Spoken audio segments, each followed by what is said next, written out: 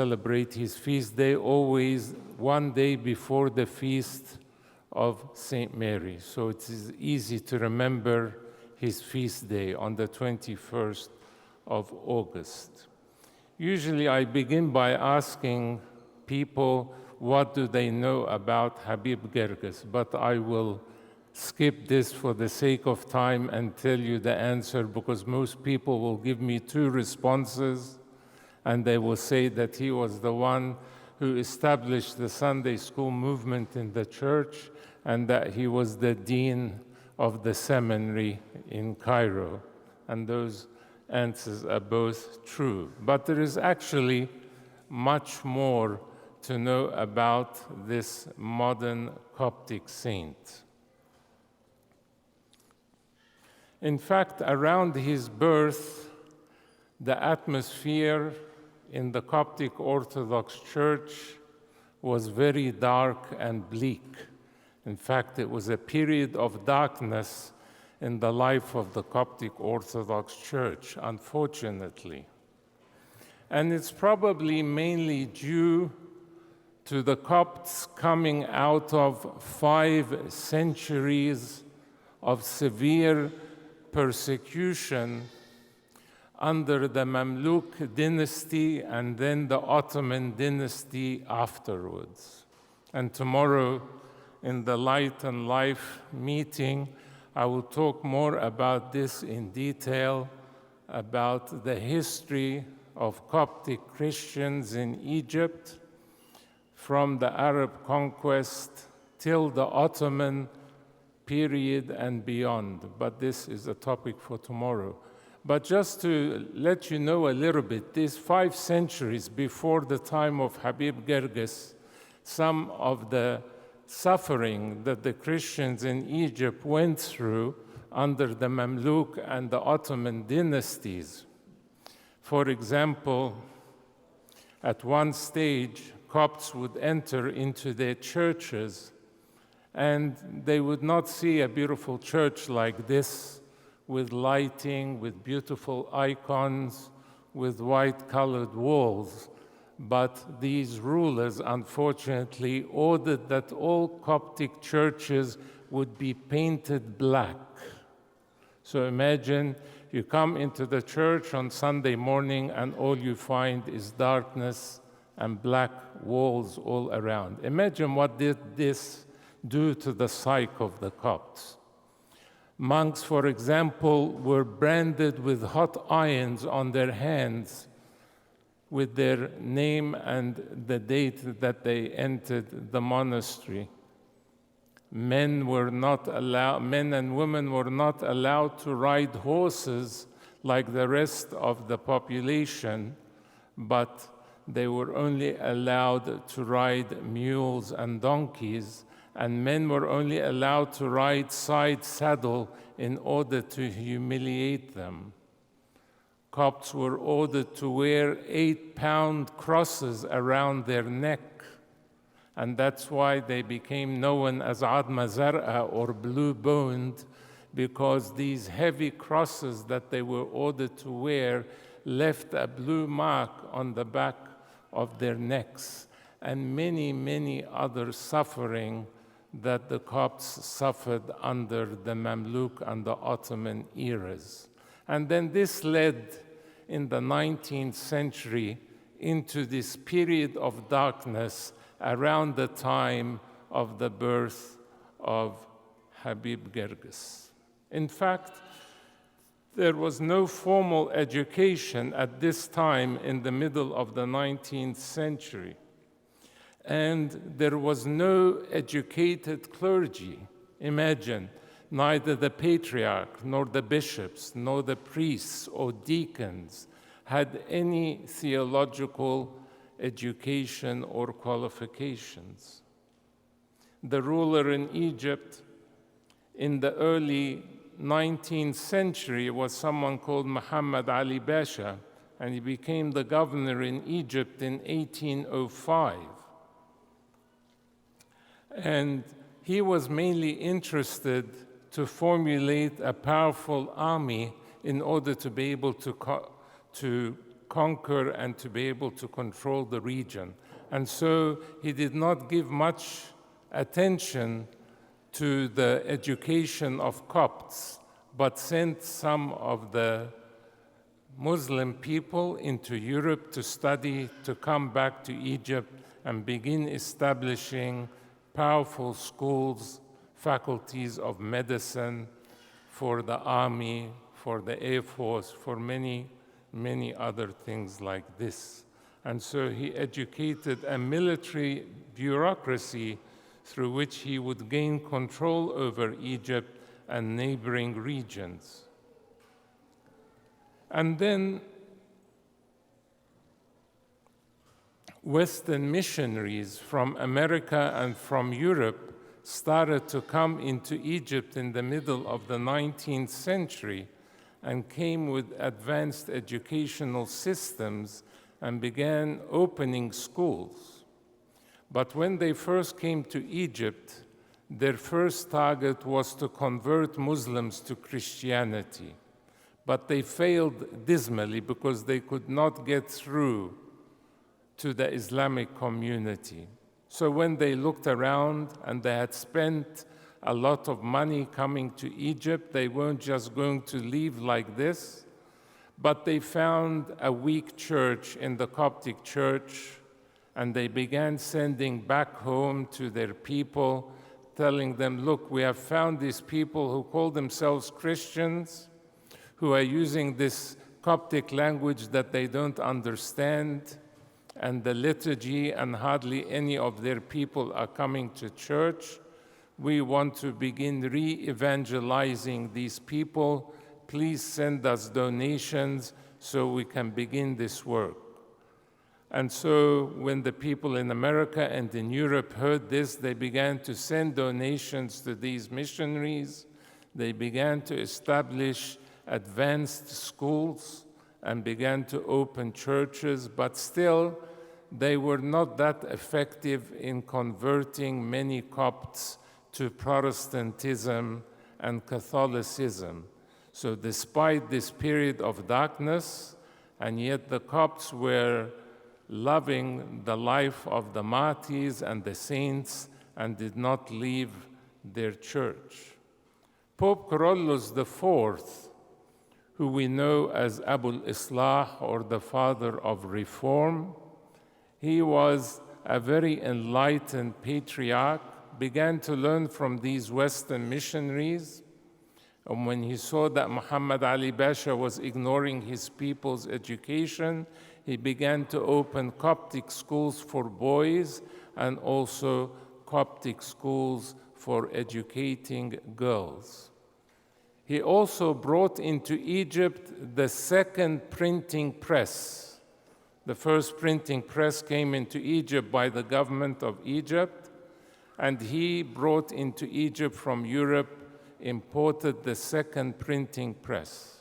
And when the printing press arrived at Cairo train station, he ordered his clergy and deacons to go to the train station. He was not in Cairo at the time, and asked them to have a procession for the printing press from Cairo station to the Patriarchate, and said at the time that if he was there, he would have danced in front of the printing press as David the prophet danced in front of the Ark of the Covenant. Something amazing that a patriarch would say.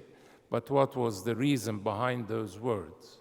Because he believed that this printing press may be a method of transforming the life of the Copts. Because once this printing press would start working, then it would begin to publish books on history, on theology, on the liturgy. Newspapers, magazines would be published. People would begin to read and begin to be educated in their Orthodox faith. Unfortunately, the printing press did not begin working till after his death. He was patriarch for a very short period of time, from 1854 till 1861. And the history tells us that most likely that the government authorities poisoned him because they feared that he was going to enlighten the Copts and educate them, and they preferred to have an ignorant people to rule. So that is why we know him as Abul Islah, or the father of reform. And so he began to open these schools, began to have courses and training for the priests in Cairo. But unfortunately, there was no educated clergy in the church from his time into the middle of the 19th century. Imagine that in all of Egypt, there was only one eloquent preacher and educated priest. His name was Father Philithaus Ibrahim Baghdadi, a very famous figure. He wrote several books, and he was an eloquent preacher. In fact, sometimes his lectures or his sermons would continue for 3 hours, and people were hungry and thirsty to hear him speak because they could not find anyone to teach them. Not only was the church full with faithful, but even around the windows of the church would be open, and more people would be there listening to him because there was no room in the church inside. And he would go around all Cairo, Alexandria, even all the way down to Aswan, preaching and teaching the people. But what could one priest do among tens of thousands and hundreds of thousands of Christians? But that was the situation in Egypt at that time. In fact, there were 3 matters in particular that were tearing away at the very thread of Coptic identity. One was an internal struggle that was taking place between the hierarchy, the patriarch and the bishops, and what were known as the Coptic lay elite. These were men who had trained in some of these private schools or had gone to Europe to be educated, and they then wanted to be able to control the finances, the Coptic schools, and so on.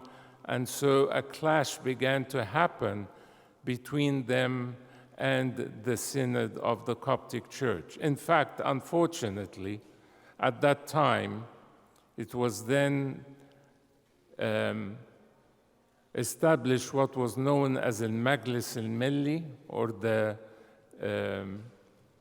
the Lay Community Council, and it led this clash that Pope Kyrillos V was banished from his throne and sent for about a period of 6 months to Baramos Monastery. So imagine a church does not have its head, and the lay community council trying to control the church. What a dismal state that this would have been. Pope Kyrillos V was a very saintly patriarch, and he was the longest reigning patriarch in our history, just over 50 years, from 1874 till 1927. This was one matter that was tearing away at the very thread of Coptic identity. The second was pressures on the church that were coming from government authorities, not giving full freedom for the church to be able to serve. And thirdly, was all of this activity of the Western missionaries that had come to Egypt, and this was a threat certainly of the Coptic Orthodox Church. So this is the atmosphere that Habib Girgis was born into, a sad and difficult period in the life of the church. And this is what Pope Shenouda III of blessed memory says about Habib Girgis. He says this: "Our teacher, Archdeacon Habib Girgis, pioneer of religious education in our generation started his life in an age that was almost void of religious education and knowledge. The earth was without form and void, and darkness was on the face of the deep, as the book of Genesis describes. Then God said, "Let there be light," and there was light, and the light was Habib Girgis. So Pope Shenouda describes Habib Girgis and his work as a light in the darkness. Why? Because it was Habib Girgis who brought the light of education, both religious education and theological education, back into the life of the church. Habib Girgis was born in 1876. We don't know the exact date, and he fell asleep on the 21st of August, 1951. So remember, this date of his feast is 21 August, and it was in 1951 that he fell asleep. His father's name was Girgis Mankarios, and he died in 1882 while Habib Girgis was only 6 years old.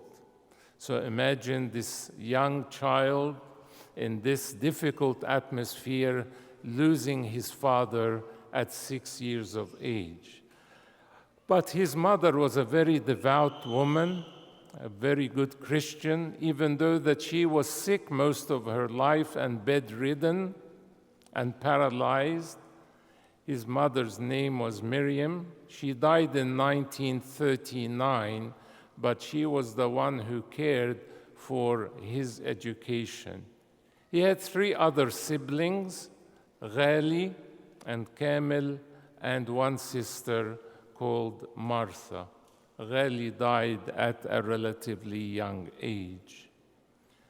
So his mother sent him to the great Coptic school, which was attached to the old cathedral, Patriarchate, and he began studying there until he completed his education at the great Coptic school, and he excelled in all of the subjects. By this time, it was November 1893, and Pope Kyrillos V, when he saw the state of his clergy, that they were uneducated, he started to think of establishing a theological seminary, and it opened its doors in November of 1893. And Habib Girgis was one of the first students to join the seminary, and he was very interested to study theology. And unfortunately, for the first 4 years that the seminary was open, there was no teacher of religion or theology. So you have a seminary to educate young men to become priests and to train them, and yet no one to teach them. So you will ask me, what were they teaching them? They were teaching them science, mathematics, English, history, geography of the Bible, but no theology, unfortunately. And many of the students were very upset and complained many times to the first dean of the seminary at that time. His name was Yusuf Mankarios, but they could not find a teacher. So an idea came, why do not we bring Father Philithaus Ibrahim Baghdadi to teach the students? And it was a good idea. He came to the seminary, began teaching, and then one day, early on, he collapsed in the class. They carried him home, and a few days later, he died because he was very elderly by that stage. And many of the students then decided to leave and did not continue. But Habib Girgis did not do that. In fact, he continued to study, and the library of the Patriarchate was very rich resource with many books and manuscripts, And in one of the books he wrote, he says that he went into the library regularly and daily and began to read and research and write until he had not left one page unturned, until he had read and researched everything in the library of the Patriarchate. In 1897, as he was concluding his studies at the seminary, he gave a very important first lecture titled Ad-Diyana al-Masihiyya, or Christian Religion. And he divided it over 2 Sundays at the great Coptic school. And this is what he did. The first lecture, he began to go back to the early centuries of Christianity to remind his listeners what the Coptic Orthodox Church, the Church of Alexandria, looked like. Began to speak to them about Saint Mark and coming to Alexandria and preaching there and being martyred there. He began to speak about the age of persecution and the blood of the martyrs and our Coptic calendar that we celebrate on the 11th of September. He began to speak to them about the great monastics in the early centuries and the monasteries that they established. He began to speak about the great councils and how our church defended the Orthodox faith of St. Athanasius and St. Cyril and St. Dioscorus, began to remind them of the glories of the Coptic Orthodox Church of Alexandria. Then in the second half of the lecture, the following Sunday, he then says to his audience, "Come now, let us look at our church and look at the dismal state that we have reached and this period of darkness. Why do we not start now to put our hands together and revive again the early glories of the Coptic Orthodox Church?" It was a very powerful lecture. In attendance at this lecture was a man called Tadros Bek Shenoud al-Mankabadi. He was the editor-in-chief of an important Coptic newspaper at the time called Misr, or Egypt. And he was so impressed by this eloquent young preacher that he took a copy, requested a copy of the lecture from Habib Girgis so that he could publish it and print thousands of copies to distribute to Copts that they may read this and begin to awaken out of slumber, out of sleep, to do something about the dismal state that the church had reached. The second lecture that Habib Girgis gave was in the church of Harat al-Sa'ayin, which is a suburb in Cairo. By this time, Pope Kyrillos V had heard about this eloquent young preacher. And as Habib Girgis was standing on the pulpit, before he was about to begin his lecture, and the audience, the people, the faithful, find Pope Kyrillos V walking into the church, coming to stand at his throne. And as Habib Girgis began to speak, the Pope stood, did not sit on his throne, stood all the time, blessing Habib Girgis with his cross, blessing the congregation, feeling overjoyed that through this powerful young man, that a revolution in education is about to take place in the life of the Coptic Orthodox Church. And he took him as his disciple, ordained him as an archdeacon, and began sending him on important missions to Ethiopia, to Sudan, and so on, and would have a meeting with him at 9 a.m. every Saturday morning to seek his advice, and also invited him to attend the Holy Synod meeting, which is supposed to be only for the bishops. But they invited Habib Girgis because they respected his opinion and needed to take his advice because of his learned qualifications that he had received at the theological seminary. So this is a brief overview of the beginning of the life of Habib Girgis and his education.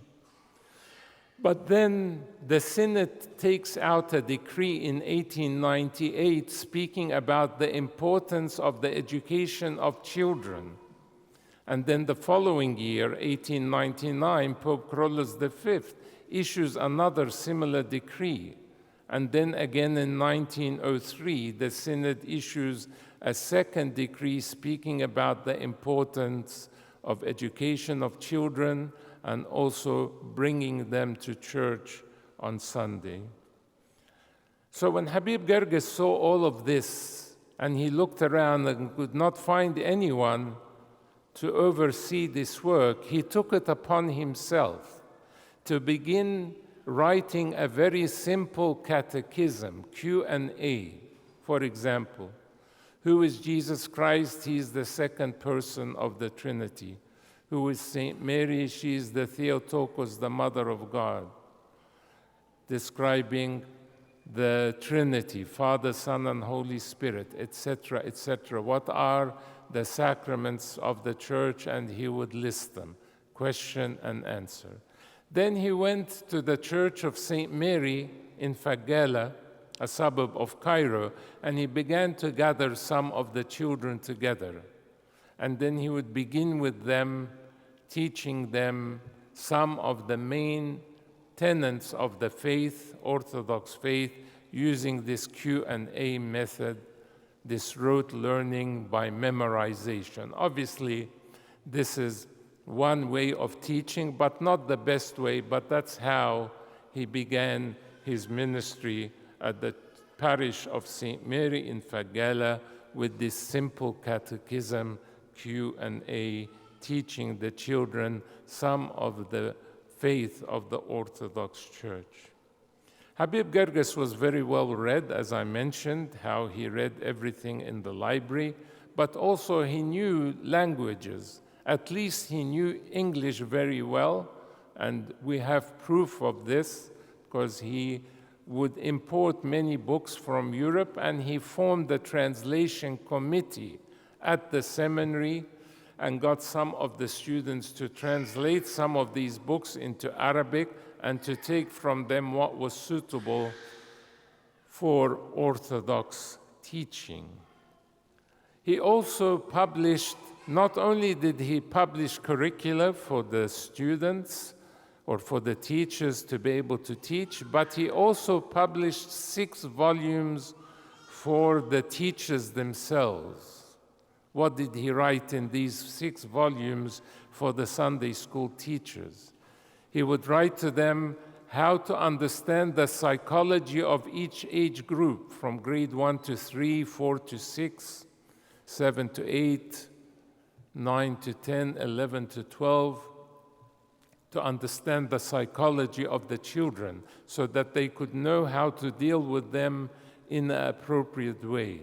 He would tell them what are the appropriate lessons that they can teach at this age. What are the activities that the teachers could do with the students at this age. 6 volumes for the teachers themselves.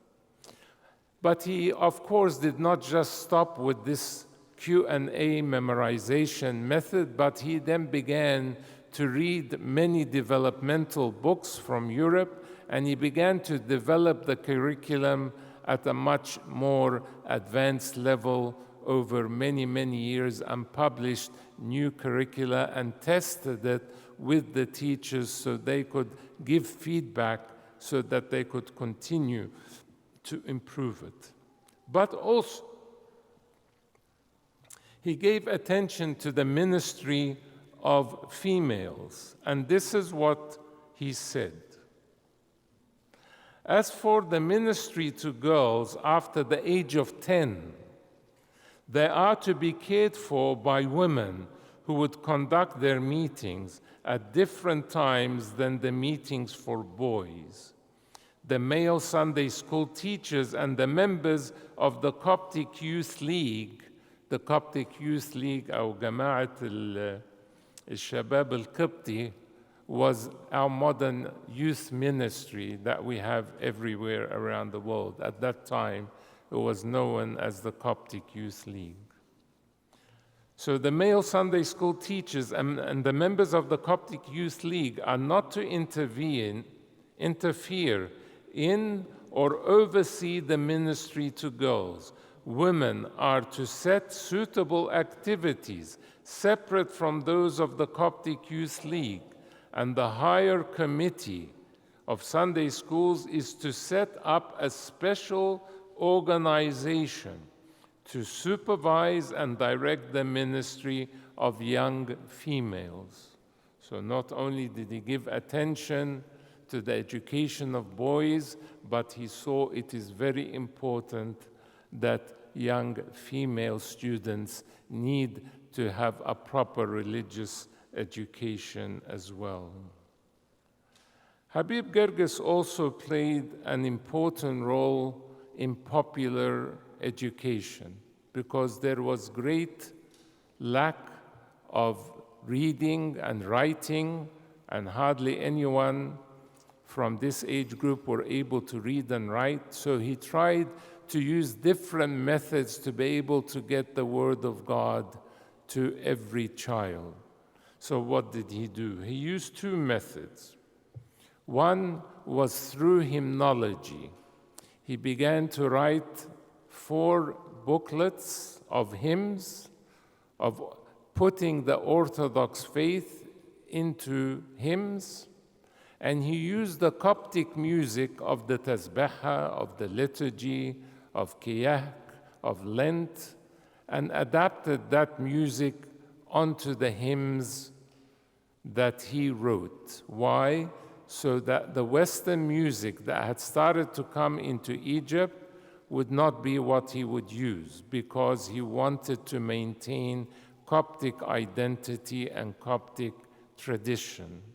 And so he used the Coptic music and adapted the words he wrote to the hymns in this way.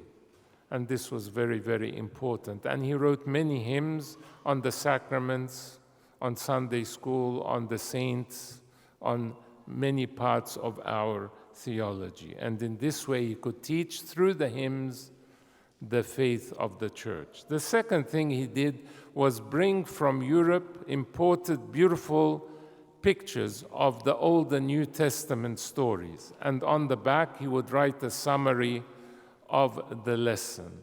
And so the teachers would distribute every week a new story, a new picture, and the students can take this and put it in a booklet so that they can memorize and remember by just even looking at the picture what was the lesson about that their teacher taught that weekend, so that every week they would remember and can summarize and memorize what were the different lessons that they learned. It was amazing how many of these that he published. I found a report in the archives of the Patriarchate for a period of 9 months, where Habib Girgis, the amount of students of Sunday school by the end of the 1940s was close to about 50,000 students, and he had published in a period of 9 months 3.25 million pictures, religious pictures, which I found to be outstanding for a small amount like this. But he distributed these religious pictures throughout all of Egypt to Sudan and even to Ethiopia. And he distributed from these 3.25 million religious pictures, 2.27 million, and the rest were in storage for any other needs. How much did this cost him to publish or print 3.25 million of these religious pictures? It cost him 715 Egyptian pounds back in the 1940s. That was a huge amount of money, but it shows you the importance of this type of popular education and how he used this as a message or a method to get the message of the Bible and the teachings of the scriptures across to his students. Habib Girgis also gave great attention to the villages. So he didn't only put attention to care for people in the big cities like Cairo and Alexandria, but during the 3-month holiday in summer, he began to think, how can we reach out to the remote villages throughout Egypt? So he wrote this booklet that I discovered called Iftiqad al-Qarya, Visitation to the Villages. And what would he say? He would gather the university students that were Sunday school teachers and tell them this. He would send them out 2 by 2 and would say to them, go to the census office and collect the information about where the Copts are in the villages. And you would go into the village. They would split. Each person would go and visit 10 families in the village. They would take with them an icon of the Lord Jesus Christ to put it in the home. The homes were very simple, maybe just 1 or 2 rooms, very basic living. Why they would put a picture of Christ in the home? Because some of the families did not even know they were Christian. They were not even baptizing their children.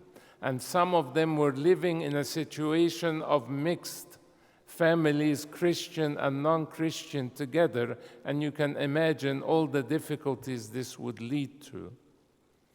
And he would also tell them, before you go on your trip, go to the central office of Sunday School in Cairo and pick up the books about the life of Christ written in the Lobach method. When I read this word in Arabic, Lobach, I didn't know what it was. So I tried to write it in English and I Googled the name. And the first thing that came up was the name of Frank Charles Lobach. This man was a Protestant missionary here in America that was sent to the Philippines to what were known as the Moro tribes, who were illiterate people that could not read and write. So Frank Charles Lobach began to write these books, which he called Each One Teach One.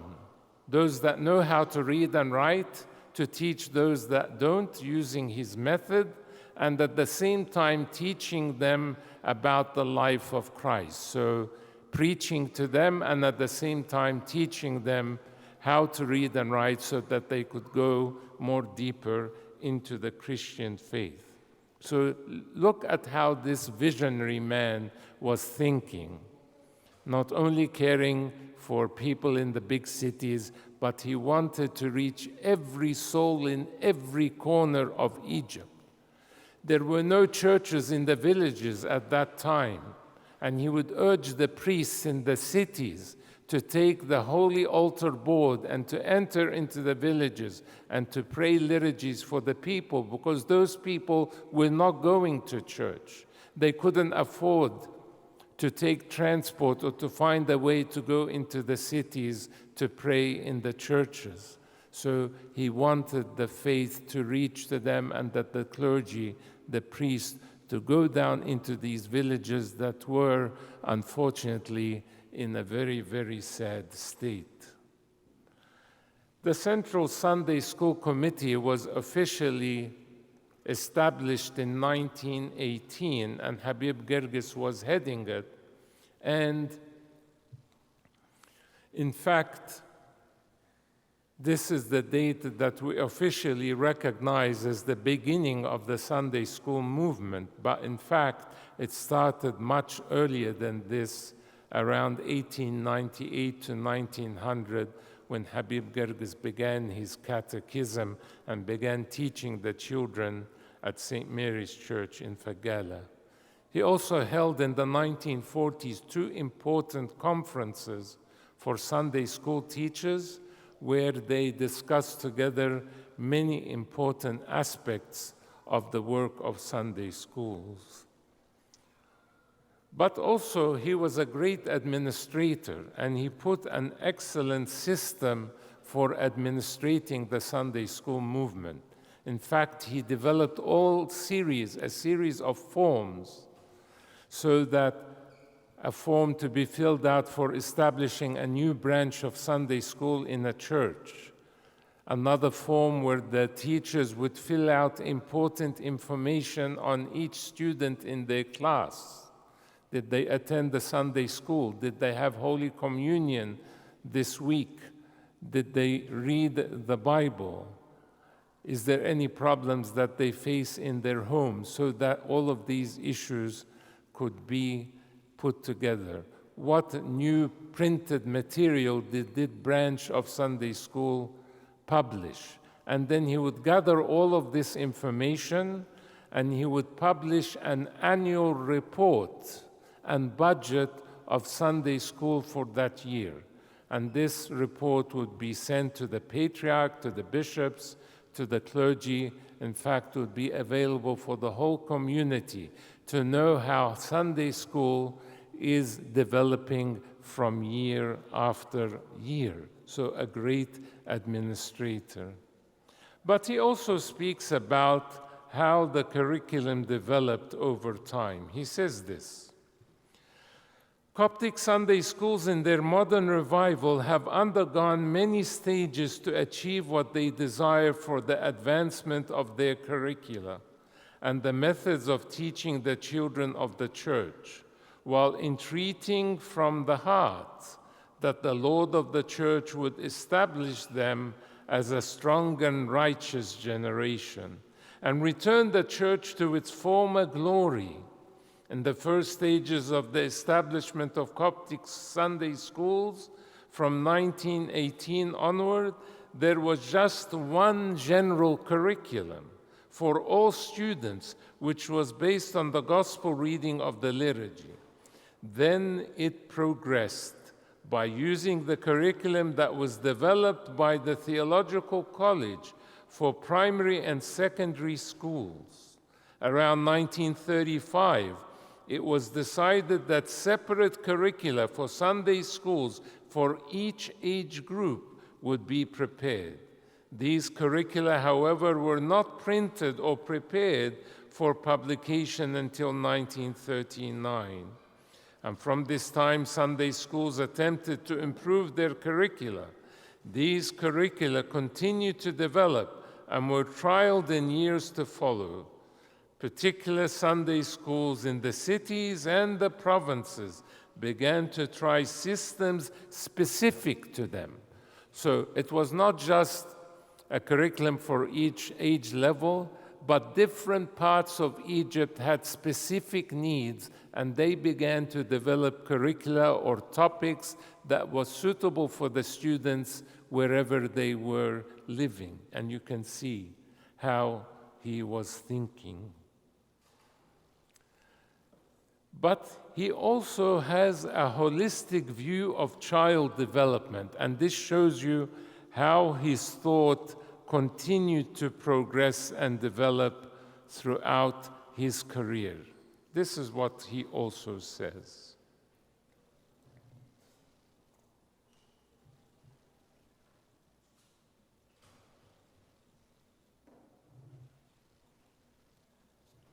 He says, teaching is neither the dictation of advice nor of orders. Remember what he was doing at the beginning? Dictation, memorization. Now he says, no, this is not what teaching is about. Teaching is neither the dictation of advice nor of orders nor of instruction. Rather, it is the participation between the teacher and the child in a common spirit for knowledge. So now you see that it is the teacher and the student together, not just the teacher in one direction feeding knowledge to the students. Therefore, it is the teacher's duty not to dictate information or to hand out absolute orders to these children in their care, but they should provide them with the opportunity to discover everything on their own and offer sufficient assistance to enable them to make these discoveries. Among the aims of this important theory of education are to ensure that the child lives a virtuous life from an early age and to go beyond stating mere facts about how to live it thereafter. To ensure that activity gives rise to vigor. 3, to combine research with pleasure and happiness, and to reap and harvest the results to deepen the effects of research on life.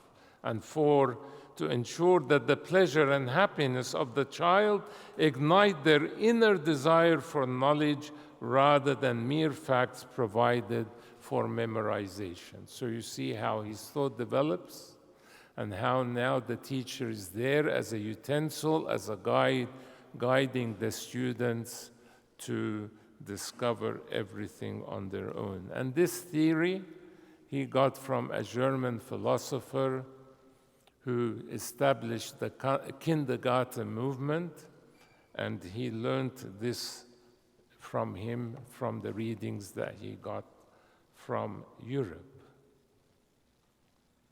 And also he speaks about how the Sunday school movement changed family lives.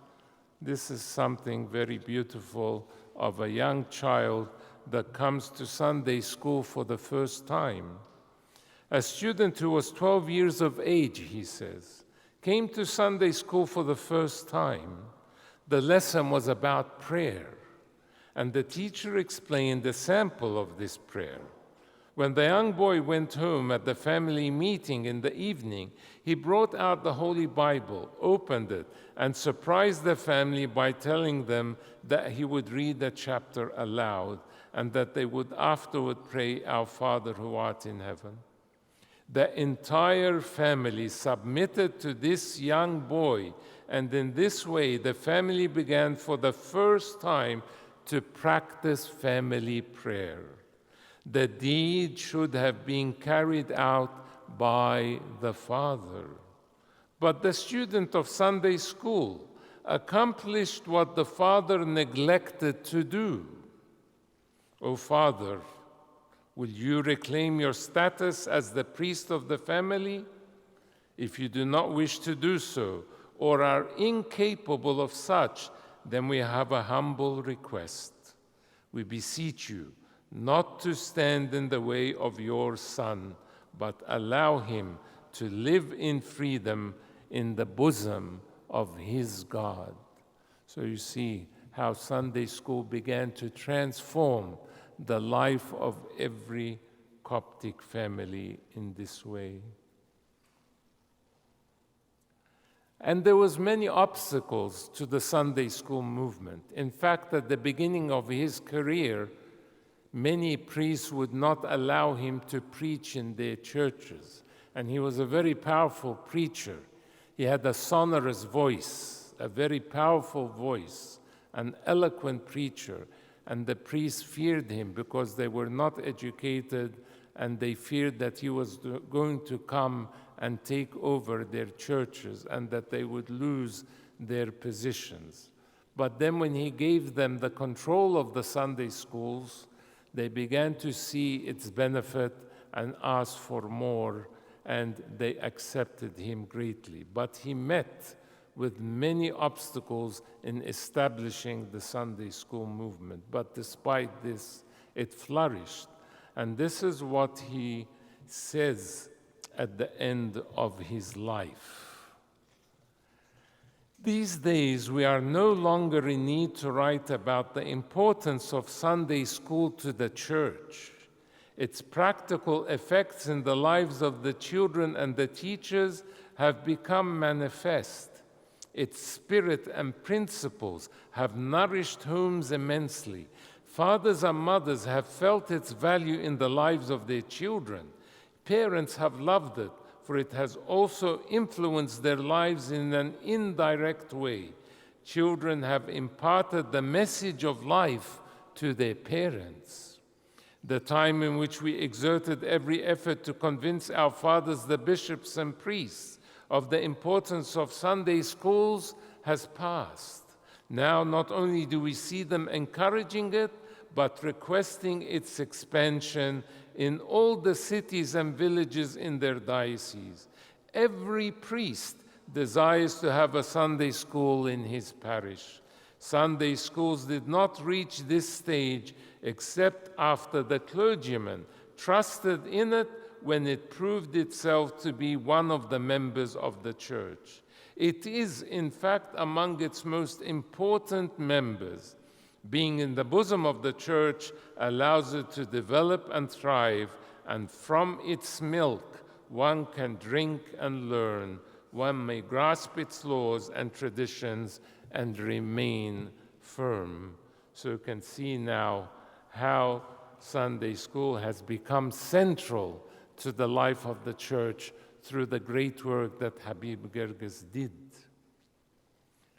If we call Pope Carolus IV the father of reform, I think that Saint Habib Girgis deserves the title of father of education in our modern era for the amazing work that he did, not just for Sunday schools, but also the great work in advancing theological education, which we didn't get a chance to speak about tonight, but he played a significant role in training young men to prepare them for the priesthood.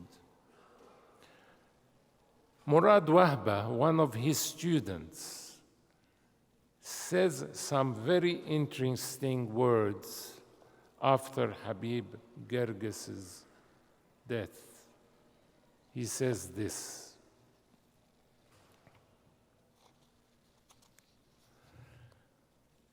he says, when he sums up Habib Girgis's life, he says, the great teacher has failed in his reform, but he failed where shortcoming and failure are considered an honor. It was the failure of a martyr. It was the failure of a martyr, because Habib Girgis sacrificed all of his life for the church and for religious and theological education. He tried his best, despite all of the obstacles and the resistance, achieved as much as he could with the resources, the limited resources he had, but he sacrificed everything that he could, because there was a lot of resistance from the Majlis al-Milli, the lay community council, would not give him the funds he needed for the seminary and for Sunday school, and cutting off funds from him. But despite all of this, he continued to succeed as much as he can. But it certainly affected his health at the end of his life. I met a lady a few years ago, Nadia Falafel, whose father, Naguib Falafel, lived in the same apartment block as Habib Girgis in Dahir, suburb of Cairo, and she told me that at the end of his life he was paralyzed and bedridden because of the obstacles and the resistance that he met, and that he couldn't achieve everything he wanted. But I will end with these words that Habib Girgis speaks in a letter when a monk from Baramos Monastery was attacking him unjustly, and this was his response to this monk called Heziel Baramosi. Despite efforts that sapped my health and crushed my strength, I did not surrender for one day to anyone who resisted or envied me. This is a great grace that I do not deserve, as one cannot be envious or resistant except the one who does not have grace. Stones are thrown only at the trees that are filled with fruits, and birds peck only at ripe fruits. I thank God Almighty that through His grace, despair never penetrated my soul for even one day. But in fact, I constantly smile at the resistances. I have forgiven and will continue to forgive from the depth of my heart everyone who desires to be my enemy in vain. knowing that it is inevitable that obstacles will come along the path of those who desire to serve God and people. It is inevitable that there is no honey without the bee sting. And he who abandons positive work for the sake of the murmurings of people resembles the horse that bolts when it sees its own shadow. Gold does not lose its value if it is rejected by animals, and the sun is not blemished if you cannot see it one day. It is imperative that we do not fail in doing good, for we shall reap the harvest in due time if we do not weary. Do not be overcome by evil, but overcome evil with good. So what can we learn from Habib Girgis then? We can learn that he was a man of resilience. He was tenacious. He was strong even in the times of darkness. And for us who serve in any capacity, we can certainly learn this lesson from him. In ministry, there will always be difficulties, and the easy way is to give up. But Habib Girgis never gave up, and I could tell you several stories to prove this. His love for the church and his love for the hierarchy and his love for the Pope in particular, the long time that he spent with Pope Carolus V, his love for the children that he served, his passion for the ministry, his love of reading and study, the great administration system that he put in place. You can't have a proper religious or theological education system without proper administration. He was also an innovator. He was always thinking outside the box. What can he do different to serve his people and those children?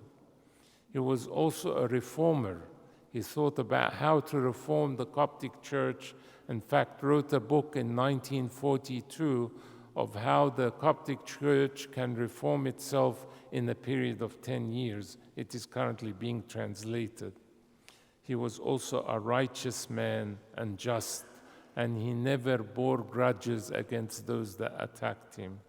He was an eloquent and powerful preacher and also a great reformer. I hope that this sheds some more light for those that maybe did not know much about Habib Girgis, and I encourage you to know more about him and know about this modern Coptic saint who we will celebrate his feast day on Wednesday, the 21st of August, and glory be to God forever. Amen. من الليل يدك سابتريك إياك أغيام نما كنين كائن كإستوس إيون